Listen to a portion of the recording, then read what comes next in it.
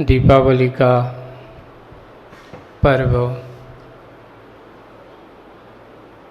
आते ही गृहस्थ जीवन में जीने वाले लोग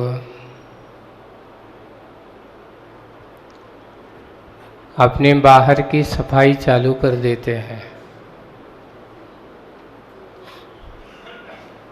बाहर की सफाई मतलब घर की कचरा वचरा जितना है सब साफ सुथरा कर डालते हैं। वस्त्र आदि है, जो भी सामान पुराना है आदि आदि जो भी होता है ना, कचरा वचरा जितना जो काम का नहीं है, साल भर में इकट्ठा जितना हो जाता है, सारा कचरा को क्या कर देते हैं, फेंक देते हैं, नहीं तो बेच देते हैं। आजकल तो फेंकते कम बेचते ज़्यादा है, क्योंकि कचरा में भी कीमत मिल जाती है। ये है आचार्य जी ने एक बहुत अच्छा हाइको लिखा है। वो अभी मैं अपनी पुरानी डायरी देख रहा था, जब 2019 में आचार्य जी के चरणों में नेमावर में था, ज्ञानावरणों की क्लास चलती थी, तो उस समय आचार्य जी नई नई अच्छी रोज़ हाइको कविता, सुबह राजवार्तिक की क्लास और मध्याह्न काल में ज्ञानावरणों की क्लास। तो सुबह सुबह जब राजवार्तिक की क्लास चली तो उस समय उन्होंने वो एक नया हाइको बनाया था, सुनाया कि किसी कोने में कचरा ना रहे, किसी कोने में कचरा ना रहे, मन में देखो। बाहर कचरा नहीं रहना चाहिए, मन में कचरा होना चाहिए। तो आचार्य जी का ये कहना था, भैया बाहर के कचरा तो बहुत देख लेते हो, कहीं कचरा नहीं रहना चाहिए, पर ये सोचो कि मन में कितना कचरा भरा पड़ा है। दीपावली मनाने का अर्थ क्या है? बाहर की सफाई करने का नाम दीपावली है कि मन की सफाई करने का नाम दीपावली है? बाहर बड़ा अच्छा प्रकाश चमचमा देते हैं दियों से, लेकिन अंतरंग में दिया जले तो जाने, सही दीपावली तो वही हम माने। बाहर का दिया तो जल गया, लेकिन अंतरंग में जो अपना ज्ञान का दिया है कि विषय कसय की आंधियों में हम जाकर के उस दिए को बुझा तो नहीं देते हैं। सबसे पहले हमारी बाहर की सफाई नहीं हो, अंतरंग की सफाई हो। आज का ये जो दिन है भगवान महावीर स्वामी का, भगवान ने आज क्या किया कि लोग जो आकर के समूसण में बैठ कर के भगवान की वाणी सुनते थे, एक दूसरे को परोपकार का मार्ग मिलता था, पर अब उन्होंने कहा कि इन भव्य जीवों का इतना ही पुण्य योग था, क्योंकि केवल ज्ञानी के ज्ञान में सब कुछ झलकता है। ऐसा नहीं कि उनको अपना आयु कर्म नहीं झलकता होगा, दूसरों को तो झलकता है ही, स्वयं का भी झलकता है। उनको भान हो गया कि अब अपना आयु कर्म बहुत कम है, अब इस समूसण में रहने का दिन नहीं रहा, और जाकर के उस विपलाचल को छोड़ करके वहाँ से विहार करते करते कहाँ आ जाते हैं? पावापुर। कितना दूर है पावापुर राजगिरी से? ज़्यादा दूर नहीं है, उनके लिए तो पास ही है। और वहाँ से उस पावापुर के पद्म सरोवर में आकर के आज उन्होंने अपने आप को समूसण रूपी वैभव से छोड़ छाड़ करके और योग निरोध करके ध्यान में आरूढ़ हो जाते हैं। समुसरण में आकर के वहाँ से विहार करके, समुसरण से आकर के यानी वहाँ समुसरण छोड़ करके और पावापुर की ओर आकर के ध्यान में आरूढ़ त्रयोदशी तेरस, आज कार्तिक बदी तेरस है, इसको कहा जाता है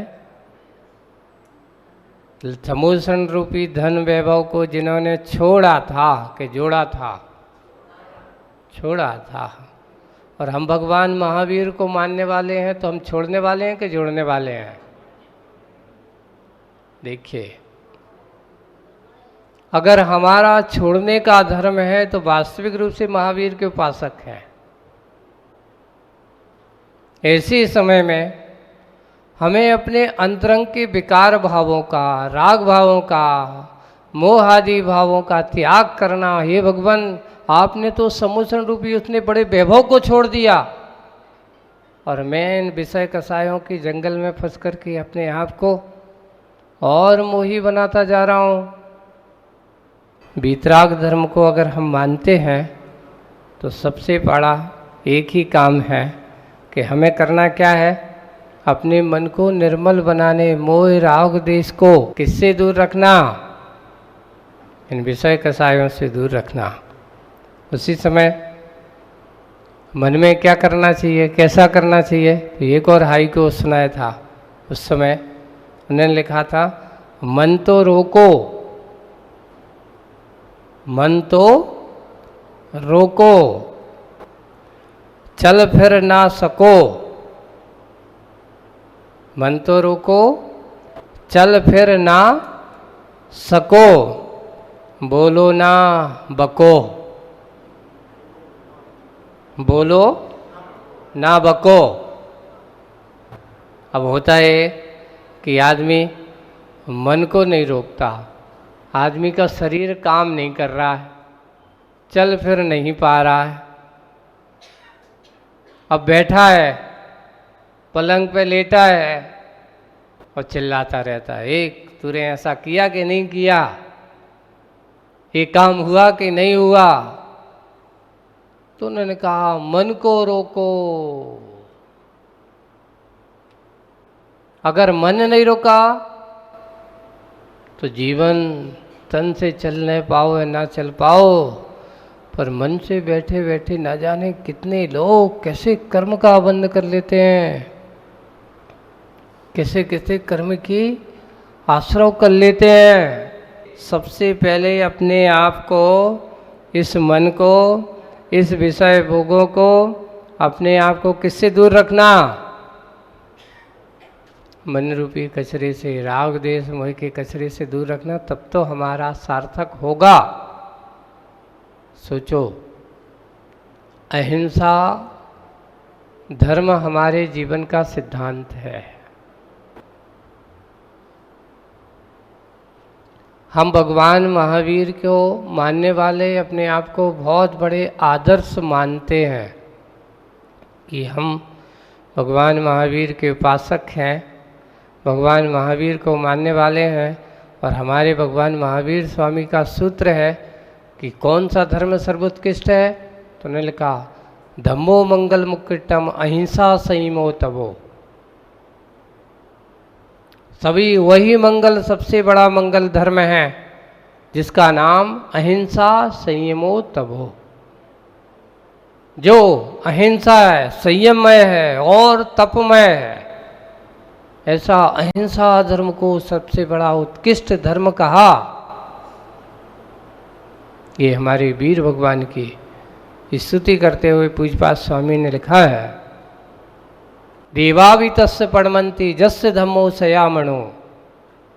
ऐसे धर्म को वे देवतागण भी आकर के नमस्कार करते हैं,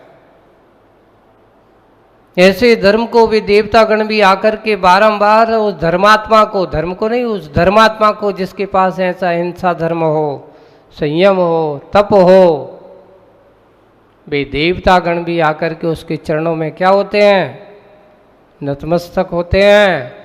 इसलिए ऐसा धर्म सदा मणु, इस मेरे मन में ऐसा धर्म का वास हमेशा बना रहे। ऐसे धर्म की बात हम करते हैं। तो अहिंसा धर्म जहाँ होता है वहाँ किसी को मारने की, किसी की हिंसा करने की बात नहीं होती। उस समय दूसरा सूत्र हमारे सामने आता है, जियो और जीने दो। जियो और जीने दो का सूत्र हमारे सामने आता है। आप किसी को जीने का अधिकार नहीं दे सकते तो किसी को मारने का अधिकार भी हमारे पास नहीं है, क्योंकि सब अपनी स्वतंत्र सत्ता के साथ जीने वाले जीव हैं। महाराज अब वो मर रहा है तो उसका कर्म का उदय है।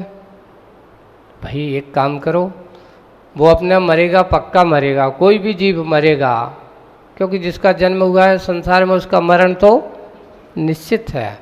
लेकिन कहीं ऐसा काम तो मत करो कि हमारे निमित्त से वो मर जाए। उसका मरण होगा वो तो ठीक है, आप नहीं मारेंगे, हम नहीं मारेंगे तो दूसरा मारेगा। तो कम से कम आपको अपने धर्म, अपने पुण्य पाप के ऊपर ही भरोसा है कि नहीं है। कहीं मेरे कारण से किसी जीव का मरण हो तो क्या मेरा वो अहिंसा धर्म सुरक्षित रहेगा? अहिंसा धर्म माना जाएगा? कभी नहीं माना जा सकता। इसलिए अहिंसा धर्म की उपासना करने वाला व्यक्ति कभी हिंसा का कार्य नहीं कर सकता। एक लोगों की साइकोलॉजी बन गई, ये मान्यताएं मूढ़ताओं के रूप में परिवर्तित हो गया कि ये उस दिन दीपक जलाना, मिठाई खाना और खिलाना आदि आदि अच्छा काम है, लेकिन ये पटाखा फोड़ना, ये कहाँ से मूर्ताएं चालू हो गई? लाखों करोड़ों रुपया कैसे कर देते हैं अपन। बिल्कुल, अगर कोई आपसे कहे कि 100 के नोट में आग लगाओ तो आप कहोगे पैसे में आग कौन लगाता है। लेकिन एक पटाखा आप खरीदते हो 100, 200, हजार रुपए के पटाखे, और 1 मिनट में क्या होता है, आप वो 1000 रुपये के पटाखे में आग लगा देते हो। यानी पैसा आपका कितना मेहनत से लाया है आपने, है ना, कितनी मेहनत से कमाया है, और जाकर के किस में कमा दिया? वो हिंसा के कार्य में आग लगा दी तुमने, और साथ साथ धन भी खराब हुआ।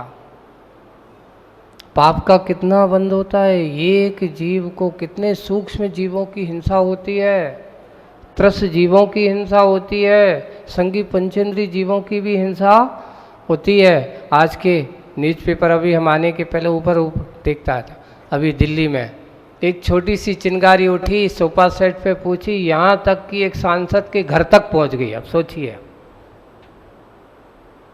क्या हो गया, पूरा का पूरा घर तहस नहस हो गया। आग कभी ये नहीं सोचती कि किसकी है, आग को तो कहीं भी मौका मिला और वो तो बर्बाद करने की ओर ही जाते हैं, और हम उस आग से खेलने की कोशिश करते हैं। आग से कभी खेल मत करिए, क्योंकि ये जब भयानक रूप ले ले तो इसका सर्वभस्म सर्वनाश कर देती है। तमाशे का विषय नहीं बनाइए। ये कहाँ से ऐसी प्रथाएं चालू हुई, इसके बारे में जैन दर्शन में कोई किंवदंती आदि नहीं मिलती है।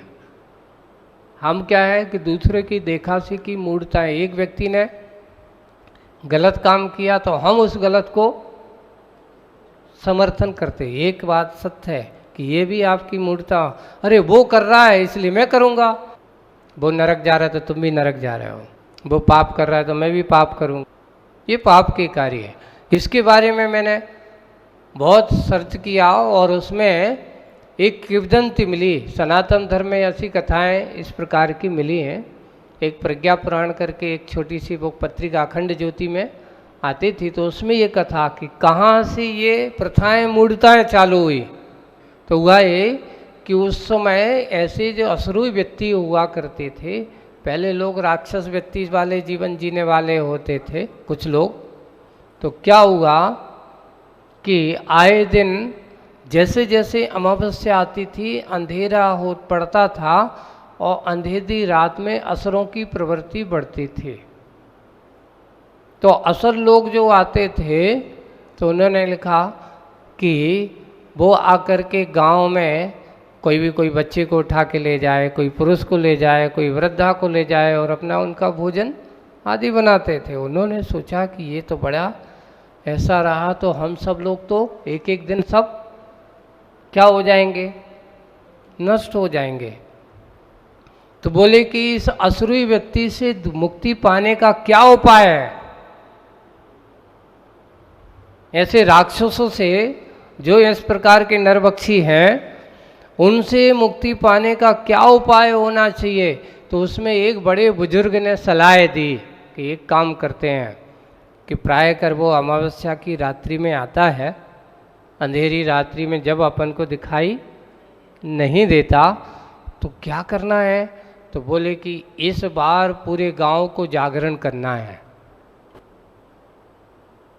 और सबके घर पे भोजन करने की थाली तो होगी, सबके घर पे चम्मच तो होगी, नहीं तो बेलन तो हो गई।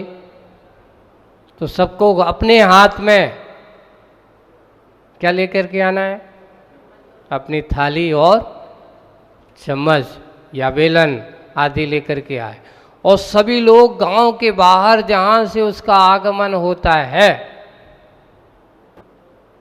सब लोग वहां छुप करके बैठेंगे और जैसे ही वो आएगा और सब हम लोग जोर हल्ला करते हुए थालियां बजाते हुए उसकी ओर भागेंगे, उसको आवाज करेंगे। और जब वो अभी तो क्या होता कि चोरी छुपे रुस्तम आता था, अंधेरे में किसी एक को पकड़ करके ले जाता था और हमें पता नहीं चलता था। लेकिन अब हम सब जागृत होकर के उन्होंने ऐसा कार्य किया और जैसे ही वो आया और उन्होंने थालियां बजाना और जोर से आवाज करना चालू कर दी। जैसे ही उसने देखा इतने सारे भयानक लोग आवाज करते हुए वो भाग गया, वो असुर जो हिंसा। इसलिए यम चतुर्दशी भी कहते हैं कि यम को भगाने का कार्य हम सबके जीवन में जैसे भगवान का जीवन धन्य हुआ, हम भी अपने जीवन को धन्य करें। इसी भावना से बोलिए परम पूज्य आचार्य गुरुवर श्री विद्यासागर जी महाराज।